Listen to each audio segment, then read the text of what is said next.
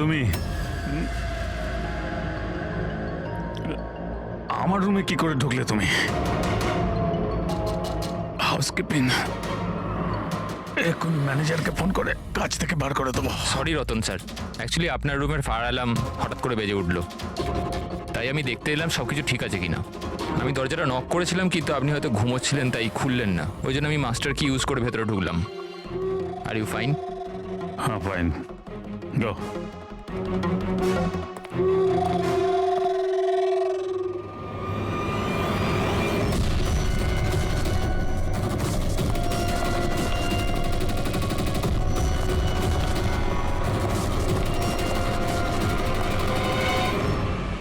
শোয়ার পরে ওই মাথায় যন্ত্রণা কেন হচ্ছে? ডাবল শট কফি নিতে হবে একটা। হ্যাঁ আলিশা, কাজ হয়ে গেছে। Great job. এখন তাড়াতাড়ি ওখান থেকে বেরো, হোটেলের অ্যাকচুয়াল স্টাফ 5 মিনিটে ওখানে চলে আসবে। হ্যাঁ ঠিক আছে, আমি বেরিয়ে যাচ্ছি, bye.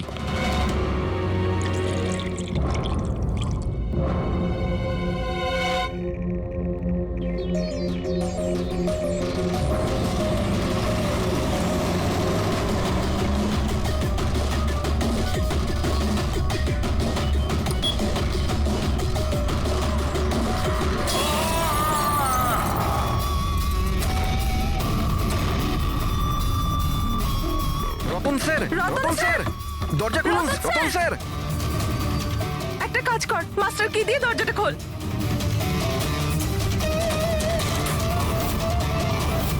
Ratan sir, Ratan sir. Ratan sir.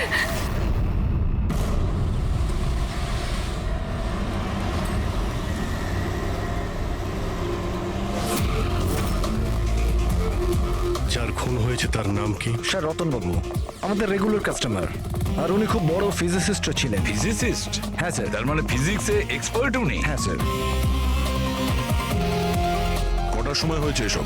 Sir এই মোটামুটি সকাল 6:30টার সময়। দেখি সরে যান, সরে যান, সরে যান। সরে যান বলছি, প্লিজ। হ্যাঁ, সরে যান একটু।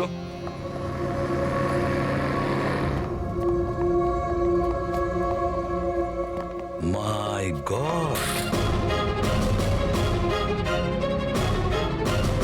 মাই গড, এর বুকের মধ্যে তো দাঁত ঢুকে আছে। যদি ওর মৃত্যু মাইক্রোভেন ব্লাস্ট করে হয় তাহলেই 1, 2, 3, 4, 6 6টা ডাট এর শরীরে এলো কি করে? স্যার মাইক্রোওয়েভ ব্লাস্ট হয়নি, এখানে তো বন্দুক রাখা আছে। আগে থেকে ডাট বন্দুকের সঙ্গে ফিক্স করা ছিল। স্যার মনে হচ্ছে এই রতনকে মারার জন্য ভালো প্ল্যান করা হয়েছিল। কি ম্যানেজার, খবর রাখেন আপনার হোটেলে কি হচ্ছে? আপনার হোটেলের গেস্টকে কেউ মারার চেষ্টা করেছে মাইক্রোওয়েভে এই ডাট লাগিয়ে। স্যার আমি নিজেই সারপ্রাইজ যে এসব কি হচ্ছে। এখানে তোমার হোটেলের রুমে একটা মার্ডার হয়েছে, এর জবাবদিহি তো এই হোটেলকেই করতে হবে, আর তোমাকেও। কিন্তু স্যার আমায় এটা বলুন, আমরা আমাদের কাস্টমারদের কেন মারবো? জয়া, জয়া তুমি বলো না স্যারদের। স্যারের চেক ইন করার আগে তুমি রুমটা ভালো করে দেখেছিলে না? হ্যাঁ স্যার। স্যার জিজ্ঞেস করুন নাকি। স্যার কাল রাত 11টার সময় উনি চেকিং করেছিলেন স্যার, আর 10:30টার সময় আমি নিজে চেক করেছিলাম সবকিছু ঠিক আছে কিনা, আর তখন মাইক্রোওভেনের ভেতর কোনো ডাট ছিল না স্যার।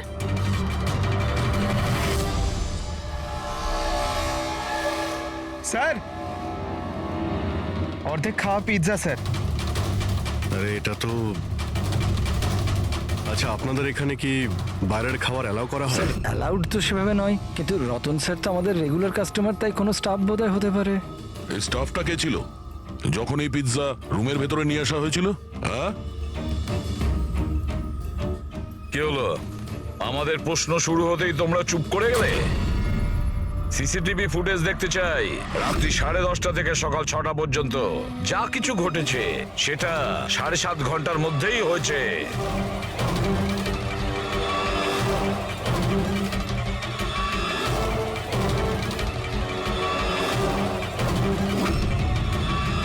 ওই দেখো, 10:30টার সময় রতনবাবুর রুমে গিয়েছে, 11:15টায় বাইরে এসেছে, 15 মিনিট।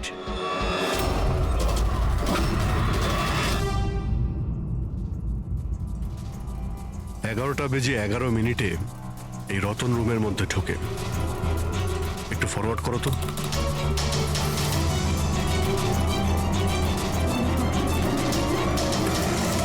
রাত্রি 11:30টার সময় এ এসেছিল রতনের সঙ্গে দেখা করতে।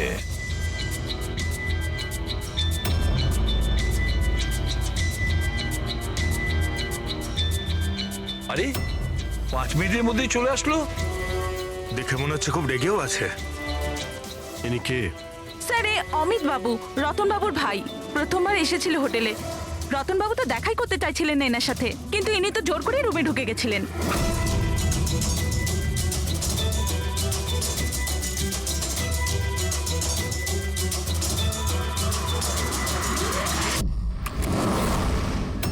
আচ্ছা, তার মানে এই পিৎজা এইভাবেই রুমের মধ্যে গিয়েছিল। ফরওয়ার্ড করো তো, ফরওয়ার্ড করো।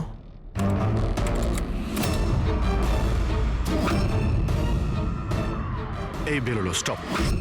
2টোর সময়, ও 12:30টার সময় ও পিৎজা নিয়ে ঢোকে আর 2টোর সময় বেরিয়ে আসে। এই মহিলা কে? হ্যাঁ, স্যার এনার নাম সমিতা। ইনি রতন বাবুর খুব কাছের বন্ধু। প্রায় প্রত্যেক উইকেন্ডেই উনি দেখা করতে আসেন।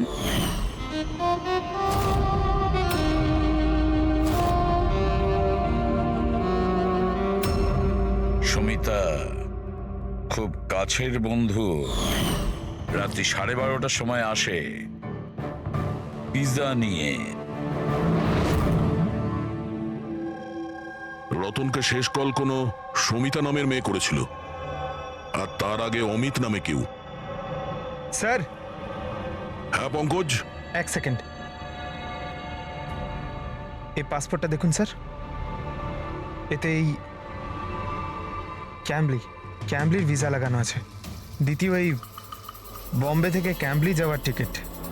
ফটো তো ওরই, কিন্তু নাম রতন নয়, দিগ্বিজয় কুমার।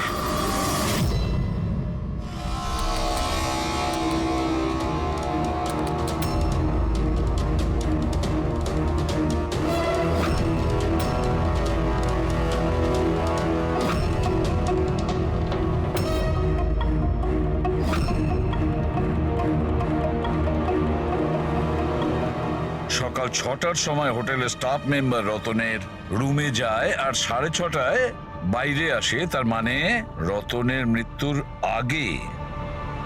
এই স্টাফ মেম্বারের নাম কি? জানি না স্যার। কি? আপনি আপনার স্টাফকেও চেনেন না? হ্যাঁ, স্যার এ আমাদের স্টাফ নয়। আমি খোঁজ নিচ্ছি স্যার, দেখছি। মুকুল, খোঁজ নাও। এই লোকটাকে কোনো নতুন স্টাফ জয়েন করেছে কি? স্যার একটা কথা বুঝতে পারছি না, এই রতন একজন ফিজিসিস্ট ছিল, দেশের স্পেশালাইজ স্পেস প্রোগ্রাম নিয়ে কাজ করছিল, তাহলে জাল পাসপোর্ট কেন বানালো? সেটাই তো, কেউ কোনো ফিজিসিস্টকে মারার জন্য এত লম্বা প্ল্যান কেন করবে? পুরবি, এই ল্যাপটপ চেক করো একটু রতনের। স্যার, হ্যাঁ, আমি সব রেকর্ড চেক করে নিয়েছি। এই লোকটা হোটেলের কোনো ডিপার্টমেন্টে কাজ করে না। ইনি তো কোনোদিন স্টাফই ছিলেন না। আমার তো মনে হয় ইনি বাইরের লোক। এই দেখো, বাইরের কোনো অচেনা লোক এখানে আসে, হোটেলের স্টাফ হয়ে ঘুরে বেড়ায়, এই আপনাদের সিকিউরিটি? হ্যাঁ,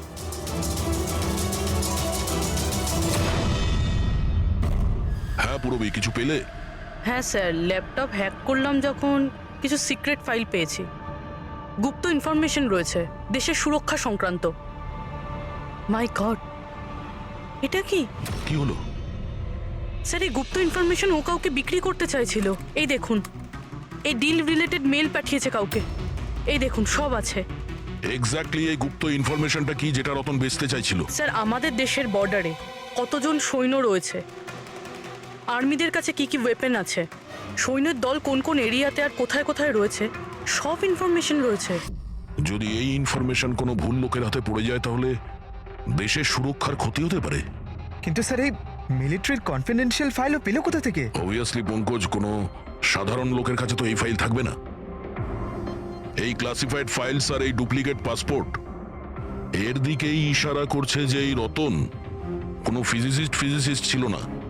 এ কোনো শত্রু দেশের গুপ্তচর ছিল, যে নিজের কাজ করার পরে এই নকল পাসপোর্টের সাহায্যে দেশ ছেড়ে পালিয়ে যেত সারা জীবনের জন্য। স্যার এতে অ্যাপ্রন খুলে ফেলে বাইরে বেরিয়ে যাচ্ছে। ফোনেও কথা বলছিল, মনে হয় ওর পার্টনার হবে। প্যাট্রিক, হোটেলের বাইরে যে কটা সিসিটিভি ক্যামেরা আছে সব কটা ফুটেজ চেক করো। স্যার যতক্ষণ না এই অচেনা স্টাফের ব্যাপারে জানা যাচ্ছে, এই সমিতা আর রতনের ভাই এদের জিজ্ঞাসাবাদ করা যাক। স্যার, হ্যাঁ দা, স্যার এই রতন হয়তো ফিজিসিস্ট ছিল না, কোনো শত্রু দেশের গুপ্তচর ছিল স্যার। গুপ্তচর? হ্যাঁ স্যার, আমি ওর ব্যাগের থেকে এই নকল পাসপোর্ট পেয়েছি, আর ওর ল্যাপটপে এই গুপ্ত ফাইলস আছে স্যার, এই দেখুন। মাই গড, তাহলে খুব তাড়াতাড়ি রতনের বাড়ির লোকের সঙ্গে কথা বলতে হবে, আর ওই সমিতার সঙ্গেও। জানা তো যাবে যে রতন কোনো ফিজিসিস্ট ছিল নাকি কোনো গুপ্তচর। একে তো সবে আমার স্বামী খুন হয়েছে, আর এখন সিআইডির লোকেরা ওর উপর দেশের সাথে বিশ্বাসঘাতকতার অভিযোগ করছে। বৌদি, বৌদি নিজেকে সামলাও, এমনিতেই দাদার মৃত্যুর দুঃখে তোমার শরীর খারাপ। মিস্টার অমিত, আপনাকেও কিছু প্রশ্ন করতে চাই আমরা। আপনারা একসঙ্গে একই বাড়িতে থাকেন, কিন্তু কাল রাতে আপনার দাদার পিছু পিছু হোটেল রুমে কি করতে গিয়েছিলেন? আমি পাঠিয়েছিলাম ওকে ওখানে। তুমি পাঠিয়েছিলে? কি জন্য? কারণ রতন দাদা পুরো প্রপার্টি নিজের নামে করে আমাদের বাড়ি থেকে বের করে দিতে চেয়েছিল। দলিলপত্রেও কিছু গন্ডগোল করেছিলেন উনি, আর নিজের ভাইয়ের ব্যাপারে তো কোনো চিন্তাই ওনার ছিল না। এই যে তুমি কি বলছো দিয়া? বৌদি প্লিজ। এইসব কথাগুলো তো বাড়িতেও হতে পারতো, তোমার হোটেলে যাওয়ার কি দরকার ছিল? স্যার, আমরা ঝগড়াঝাটি করে বাড়ির পরিবেশ খারাপ করতে চাইছিলাম না, আর দাদা এই টপিকটাকে অনেক দিন ধরে অ্যাভয়েড করছিল। এই জন্য আমার মনে হয়েছিল হোটেলে গিয়ে কথা বলেই ঠিক হবে। কিন্তু রুম থেকে তো তুমি খুব তাড়াতাড়ি চলে এসেছিলে, তার মধ্যেই সব কথা হয়ে যায়। স্যার, হোটেলের ঘরেও আমি কথা বলতে পারিনি। দাদা খুব ঘুমের মধ্যে ছিল আর ক্লান্ত ছিল, সেজন্য খিটখিটে হয়ে গেছিল। সেজন্য আমি রাগে ওখান থেকে বেরিয়ে আসি। এই এত বড় বাড়ি থাকা সত্ত্বেও রতন হোটেলে গিয়ে থাকতো? হ্যাঁ স্যার, রতন খুবই ইন্ট্রোভার্ট ছিল। ও সবসময় একলাই থাকতে চাইতো, যাতে ওর কাজে ও আরো বেশি করে মন দিতে পারে। বাড়িতে থাকলেও ও প্রায় ওর ঘরেই থাকতো। রবি, বাড়িতে ওর যখনই ডিস্টারবেন্স মনে হতো ও তখনই হোটেলে প্রায়ই চলে যেত।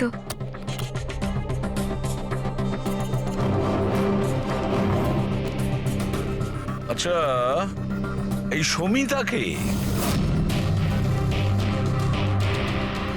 সমিতা? প্লিজ কিছু করুন অফিসার, আমি সকালে মিসিং কমপ্লেন করেছিলাম, এখন সন্ধে হয়ে গেল, আমার স্ত্রীর কোথাও কোনো খোঁজ পাওয়া গেল না। জামাই বাবু প্লিজ রিল্যাক্স, সমিতা দিকে পাওয়া যাবে। কি? সমিতা দেবী নিখোঁজ? হ্যাঁ। আপনারা? আমরা সিআইডি থেকে আসছি। ভালো হয়েছে আপনারা এসে গেছেন, এরা তো কিছু করতে পারছে না, এবারে আপনারাই খোঁজ করুন, আমার স্ত্রী কোথায়? আমরা তো খোঁজ করবই, একটা খুন করে পালিয়েছে ও। কি?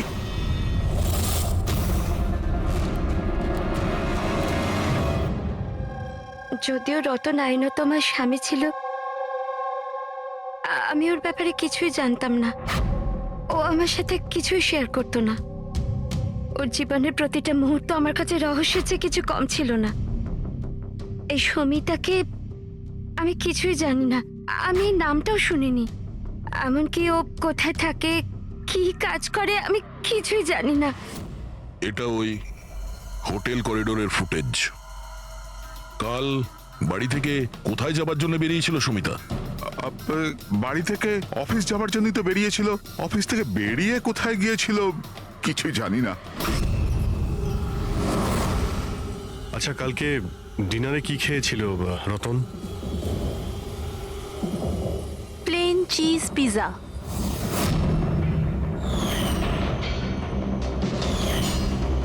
তাই না বৌদি? হ্যাঁ। প্লেন চিজ পিৎজা, অদ্ভুত ব্যাপার না অভিজিৎ? হোটেলেও পিৎজা আবার বাড়িতেও পিৎজা। দাদা হোটেলেও পিৎজা খেয়েছিল? একদমই ঠিক, সেই পিৎজা যেটা সমিতা নিয়ে এসেছিল। কিডন্যাপাররা ফোন করেছিল? সমিতাকে কিডন্যাপ করা সহজ নয়। আইবি টিমের লোকও ও সমস্তভাবে ট্রেন্ড যে কোনো বিপদ থেকে রক্ষা করবার জন্য। আইবি, আপনি আপনার দিদির রুমটা একটু দেখাবেন প্লিজ।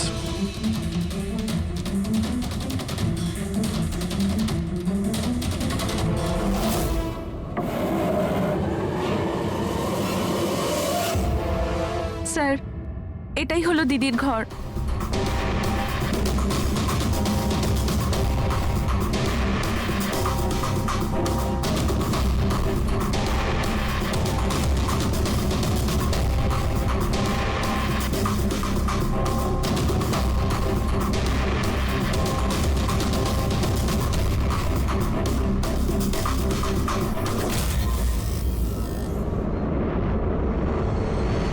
স্যার, স্যার একবার এদিকে আসবেন।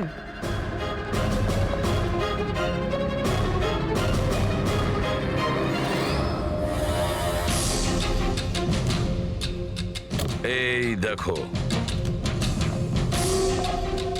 রুমের ভেতরে আবার রুম। স্যার এদিকে আসুন। এই দেখুন, এই কম্পিউটার হ্যাক হয়েছে স্যার। একটা কাজ করো, পুরো ঘরের তল্লাশি নাও। দাড়ি আর উইক্স, ওহো, প্রস্থেটিক্স। অভিজিৎ, দেখছো এসব? হ্যাঁ স্যার। আর এই লকারে ক্লাসিফাইড ফাইলস, মনে হচ্ছে অনেকদিন ধরেই এর তদন্ত চলছিল। শুধু তাই নয় স্যার, কেউ তো আছে যে ওর ওপর নজর রাখছিল, ওর কম্পিউটারের একটা অ্যাক্টিভিটির ওপর নজর রাখছিল। কম্পিউটারটা হ্যাক করা হয়েছে। কে করেছে খোঁজ নাও।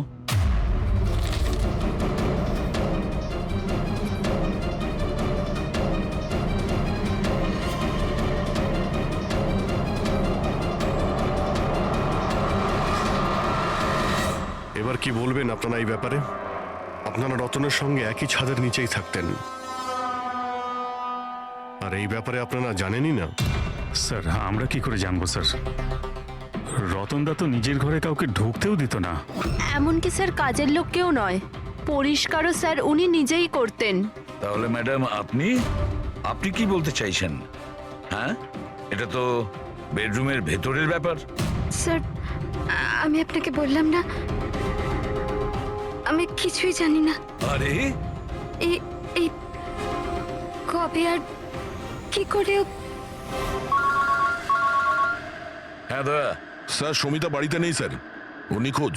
আইবি বিউরোতে কাজ করে স্যার। স্যার, আমরাও ল্যাপটপ চেক করেছি। পুরবী রতনের ল্যাপটপে যে ইনফরমেশনগুলো পেয়েছিল স্যার, ওই সমস্ত ইনফরমেশন এখানে সমিতার ল্যাপটপেও আছে।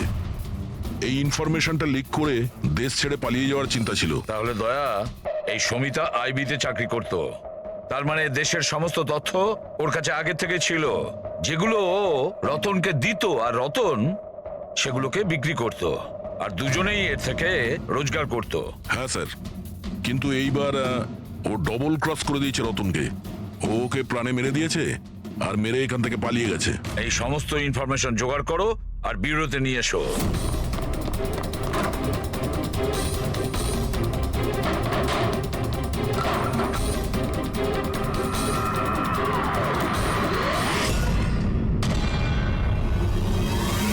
স্যার, স্যার,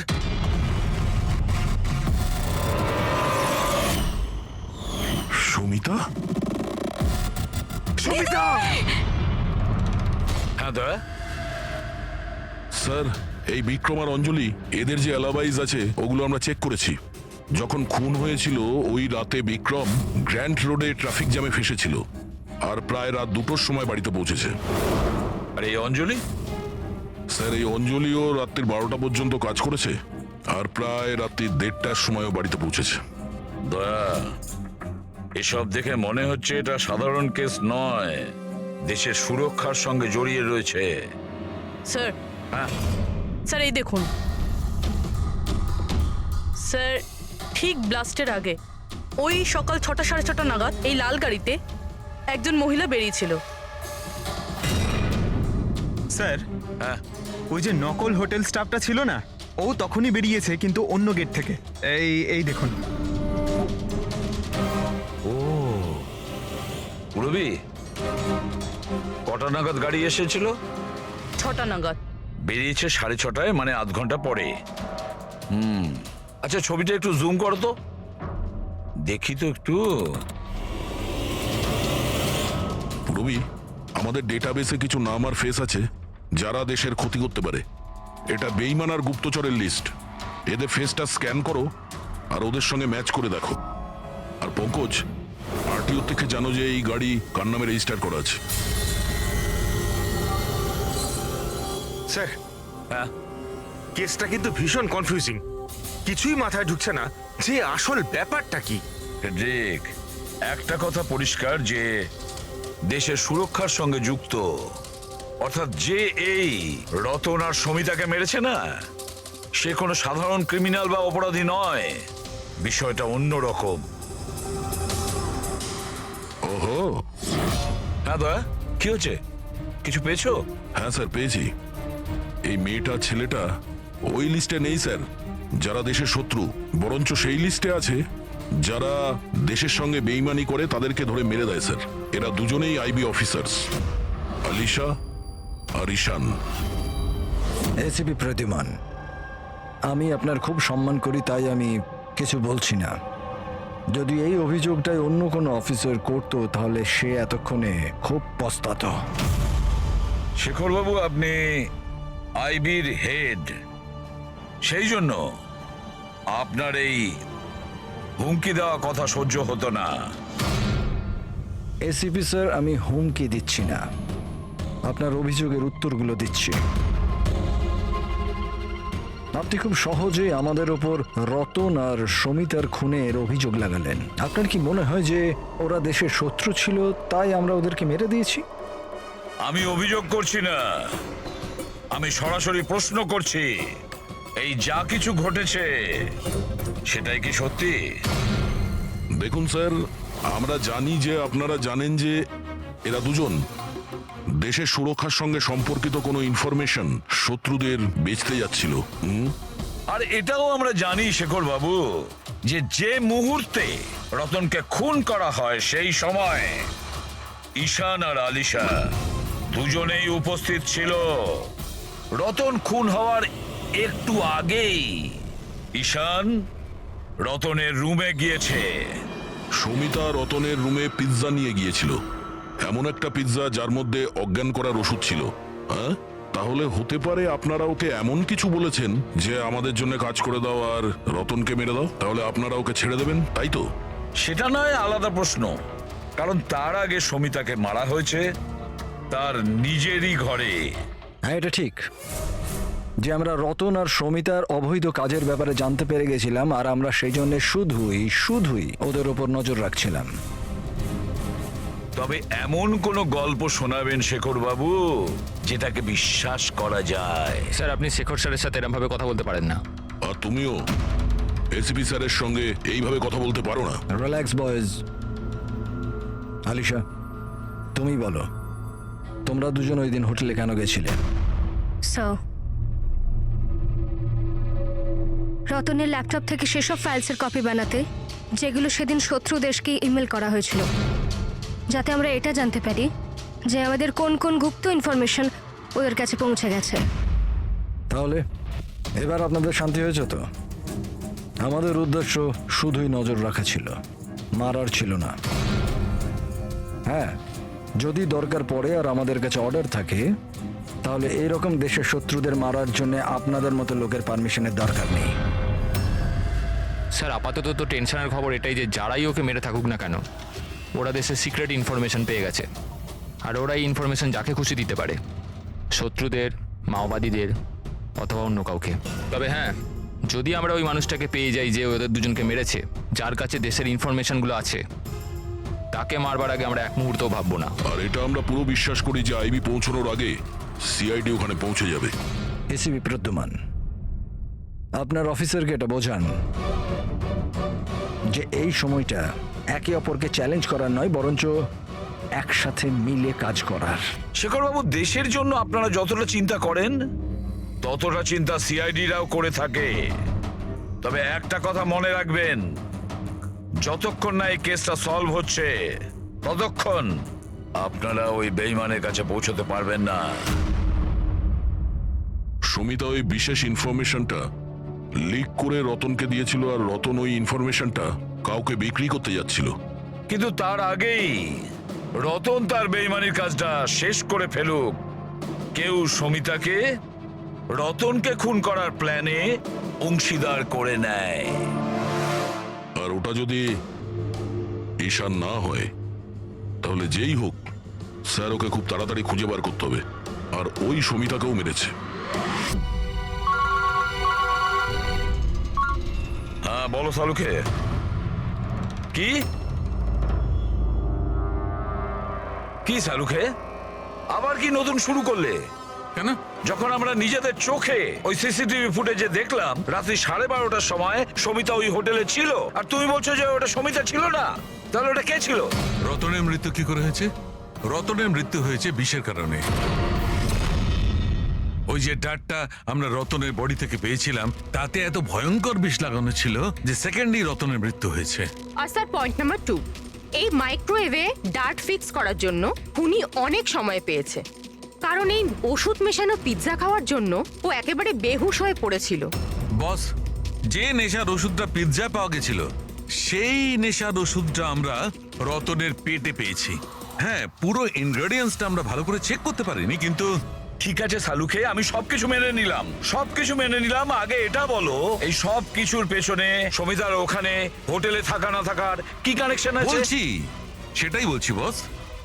ও ডায়াবেটিসের পেশেন্ট ছিল, সুগারের পেশেন্ট। ওই মহিলার মৃত্যু হয়েছে কোনো ভেজাল দেওয়া ইনসুলিনের কারণে। আর সব থেকে ইম্পর্টেন্ট ব্যাপার, ওই মেয়েটির মৃত্যুর সময় রাত 10টা থেকে 12টার মধ্যে। কি? এক্স্যাক্টলি।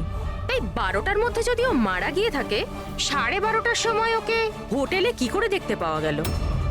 স্যার, যদি সুমিতা রতনকে না মারে আর অমিত, ঈশান আর আলিশাও যদি না মারে, তাহলে রতনকে মারলো কে? আর ওই ফুটেজে যে মেয়েটাকে আমরা দেখেছিলাম, ও যদি সুমিতা না হয় তাহলে আর কে ছিল? সমিতা। এসিপি স্যার, আপনি বোধহয় এটা জানেন না যে আমি কত বড় টেনশনে আছি। যদি ওই খুনি ধরা না পড়ে যে রতন আর সমিতাকে মেরেছে, তাহলে দেশ কত বড় বিপদে পড়তে পারে সেটা আপনি বুঝতে পারছেন না। আমি খুব ভালো রকম জানি শেখর বাবু, খুব ভালো রকম জানি, কিন্তু একটা কথা মনে রাখবেন, দেশের কোনো ক্ষতি আমি হতে দেব না। তার আগেই আমরা খুনিকে ধরে ফেলবো। স্যার, ওই খুনির আইডেন্টিটি আমরা সেখান থেকে পেতে পারি যেখান থেকে ওরা একে অপরকে মেইল করেছিল। হ্যাঁ পঙ্কজ, আমার তো এটাও মনে হচ্ছে যে নিশ্চয়ই কোনো আশেপাশের লোক হবে যে সমিতা আর রতন এদের দুজনের ছোট ছোট অভ্যাসগুলোর ব্যাপারেও পুরো জানতো। হ্যাঁ স্যার, যেমন ধরুন সকালে উঠেই রতন মাইক্রোওয়েভে কফি বানাতো। আর সমিতাকে ইনসুলেন্সের ইনজেকশন পৌঁছে দেওয়া, সেটা তো কাছেরই কেউ করতে পারে। আর খুনি এটাও জানতো যে এই অঞ্জলি আর বিক্রম রাত 1টার আগে বাড়িতে ফিরবে না। তাহলে খুনি কে হতে পারে স্যার? স্যার, একটা কথা বুঝলাম না, এই রতনা সুমিতা একে অপরকে 2 বছর ধরে চেনে, দেশদ্রোহিতা করার কথা 3 সপ্তাহ আগে ভাবলো, এরকম হঠাৎই? হ্যাঁ স্যার, ব্যাপারটা কিরকম অদ্ভুত স্যার। এই 3 সপ্তাহ আগে এদের তো কোনো রেকর্ডও ছিল না গুপ্ত খবর পাচার করার জন্য। এসবের সাথে তৃতীয় বেঈমানের কি সম্পর্ক? We are running out of time. হ্যাঁ স্যার, আমরা সমস্ত প্রমাণের তালা খুলে ফেলেছি, কিন্তু আমরা সেই দরজাটা খুঁজে পাইনি যেটা আমাদের তৃতীয় গুপ্তচরের কাছে নিয়ে যাবে। আছে, তৃতীয় দরজা আছে, আর এই তৃতীয় রাস্তাই আমাদের গুপ্তচর পর্যন্ত পৌঁছে দেবে। সেটা কি? ওই দরজার নাম পিজা। পিজা। ওই মহিলা যে কালো চশমা পড়েছিল, মাথায় কোকড়ানো চুল, পিজা নিয়ে গিয়েছিল সমিতা সেজে, সেদিন ও পিৎজা নিয়ে এসেছিল বাইরে থেকে হোটেলের ভেতরে। আর ওটাও এই জন্যই করেছে যে ওর ওই পিৎজার মধ্যে ঘুমের ওষুধ মেশানো দরকার ছিল। যদি হোটেলে অর্ডার করতো তাহলে ও সুযোগও পেত না এবং সময়ও পেত না ওই ওষুধটাকে পিৎজার মধ্যে মেলানোর জন্য। আর হোটেলের লোকেরাও কিছু বলেনি, কারণ ওরা ওকে চেনে। দয়া, ওই হোটেল রয়্যালের আশেপাশে ওই পিজালো ব্র্যান্ডের যে কটা দোকান আছে সেখানে খোঁজ নাও, সবকিছু পরিষ্কার হয়ে যাবে।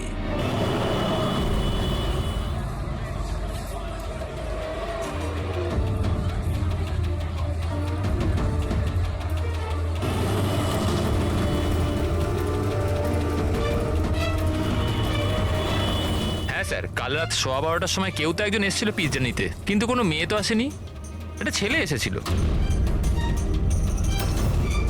এদের দুজনের মধ্যে কি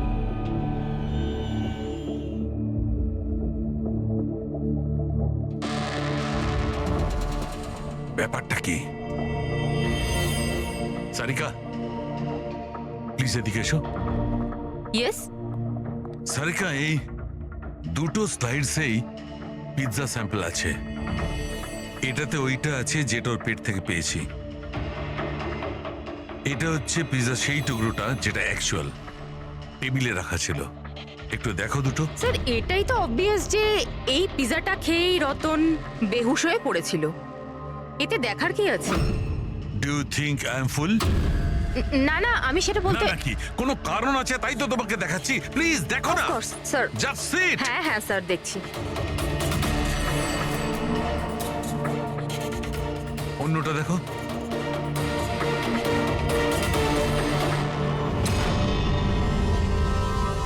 কি? তার মানে এই পিৎজাটা খেয়ে বেহুশ হয়নি? এক্স্যাক্টলি, আমি তোমাকে সেটাই দেখাতে চাইছিলাম। তাহলে কি খেয়েছিল?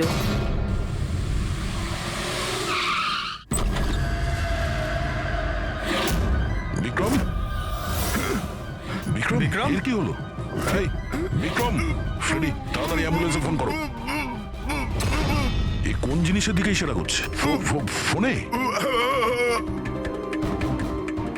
হ্যাঁ, কি আছে এই ফোনে? 5 মিনিটে অ্যাম্বুলেন্স আসছে। Good good good.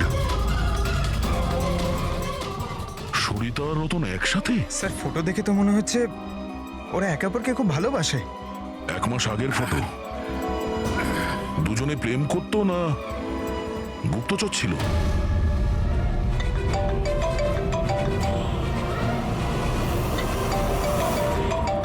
হ্যাঁ ডক্টর সালুকে। আরে ভাই, এই কেসটাতে একটা নতুন মোড় নিয়ে নিয়েছে। আবার কি হলো? মনে আছে ওই পিৎজা, ওই যে পিৎজাটা যেটা রতন খেয়েছিল যার কারণে ঘুমিয়ে পড়েছিল? হ্যাঁ হ্যাঁ, ওই পিৎজা যেটা ওই নকল সমিতা হোটেলে নিয়ে গিয়েছিল। আরে ভাই, এইটাই তো খটকা। আসলে রতন ওই পিৎজাটার কারণে অজ্ঞান হয়নি। রতন অজ্ঞান হয়েছে অন্য কোনো জিনিস খাওয়ার ফলে। ও হয়তো হোটেলে আসার আগেই সেটা খেয়েছিল। হোটেলে আসার আগে? অভিজিৎ বলেছিল যে হোটেলে আসার আগে রতন পিৎজাই খেয়েছিল। আচ্ছা, কালকে ডিনারে কি খেয়েছিল Ratan? Please.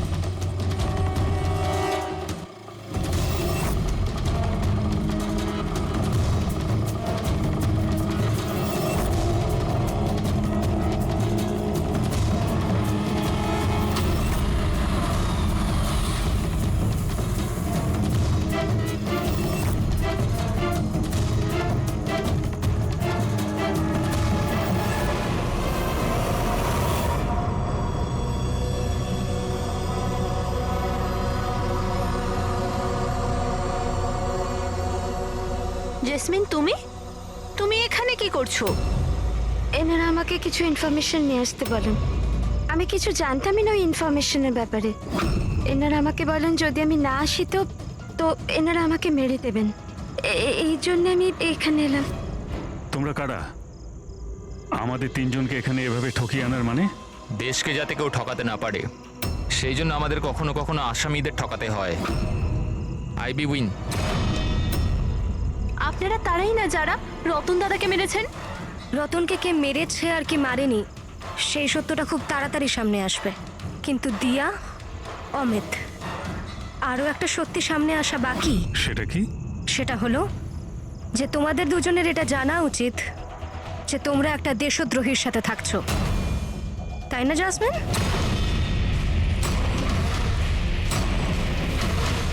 O what nonsense! তোমরা আমাকে দেশদ্রোহী বলছো? রতনকে অজ্ঞান করার খাবারটা তুমিই খাইয়েছিলে তো, যেটার জন্য ও পরে মরে গেল। এবার এতেই তোমার ভালো হবে যে তুমি তাড়াতাড়ি নিজের অপরাধ স্বীকার করে নাও। কি বলছো তোমরা? আমি এসব কিছুই করিনি। কোন অজ্ঞান করার ওষুধ? আমি আমার স্বামীকে কেন মারবো? হ্যাঁ, কেন আমি ওকে অজ্ঞান করার ওষুধ দেব? আমি, তুমি কেন চুপ করে আছো? হ্যাঁ, তুমি তো সেদিন আমার সাথেই ছিলে যখন আমি রতনকে খেতে দিয়েছিলাম। তাহলে তুমি কেন কিছু বলছো না? চুপ করে আছো কেন? কিছু বলো না। সমস্ত চেষ্টা ব্যর্থ তোমার। নিজের দেওরের কাছ থেকে সত্যি কথা বলানোর চেষ্টা করো না, কারণ ওর মুখ খুলবেই না। এই সমস্ত প্ল্যানটা ওই করেছে। বিক্রমকে চেনো? কে বিক্রম?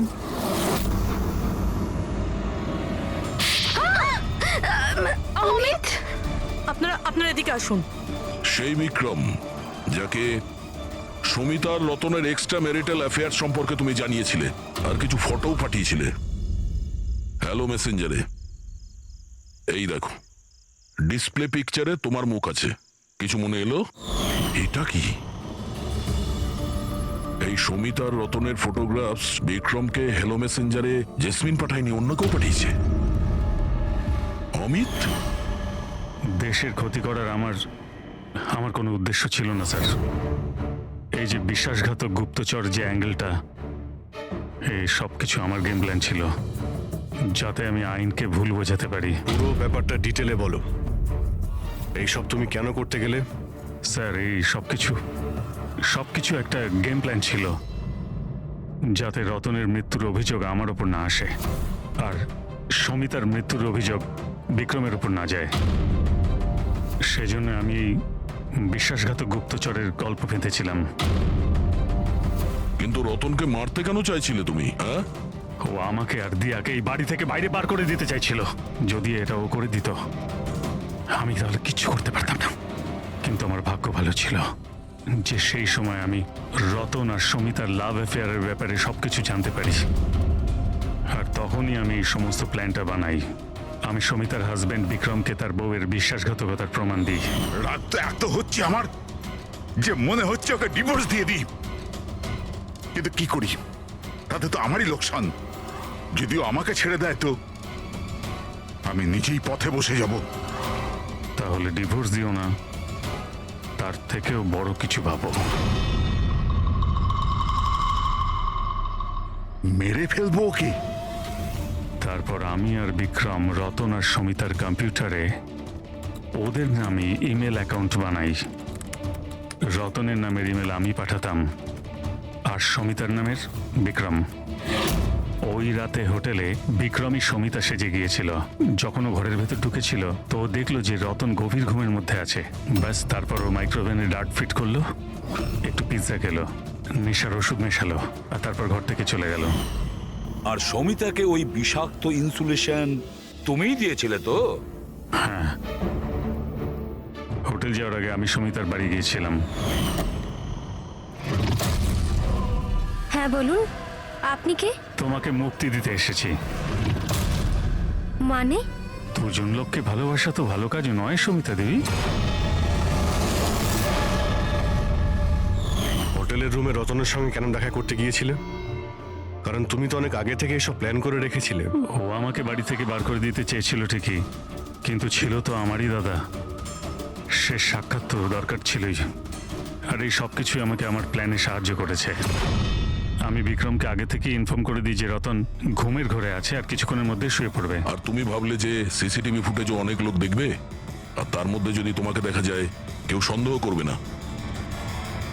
সেজন্যই তো আমি সব বিশ্বাসঘাতক গুপ্তচরের খেলা খেলেছিলাম, যাতে আপনারা সব এর মধ্যেই মাথা ঘামাতে থাকেন। কিন্তু যখন এই আইবিরা এর সঙ্গে যুক্ত হয়ে গেল, বিক্রম ভয় পেয়ে গেল, আর এই জন্য তুমি ওকে প্যারালাইজ করে দিয়েছি। আর কোনো উপায় ছিল না আমার কাছে। এটা তুমি কি করলে অমিত? টাকার জন্য নিজের ভাইকে তুমি মেরে দিলে। অমিত,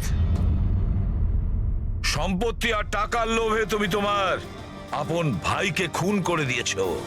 আর তাছাড়াও আইনের সাথে আর দেশের সুরক্ষাকেও বুড়ো আঙ্গুল দেখালে তুমি। খুব ঘৃণ্য অপরাধ করেছো তুমি।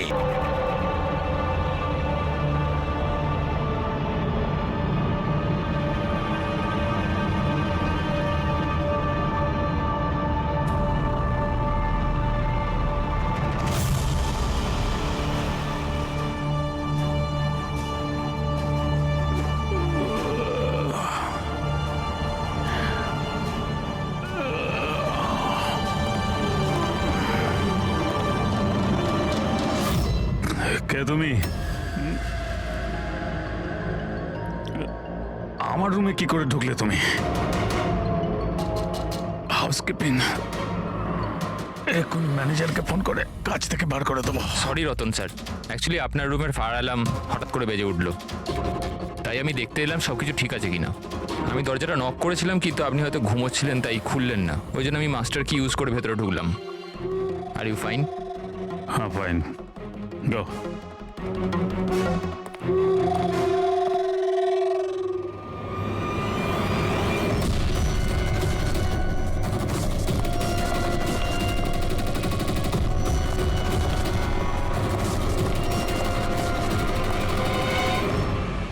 শোয়ার পরে ওই মাথায় যন্ত্রণা কেন হচ্ছে? ডাবল শট কফি নিতে হবে একটা। হ্যাঁ আলিশা, কাজ হয়ে গেছে। Great job. এখন তাড়াতাড়ি ওখান থেকে বেরো। হোটেলের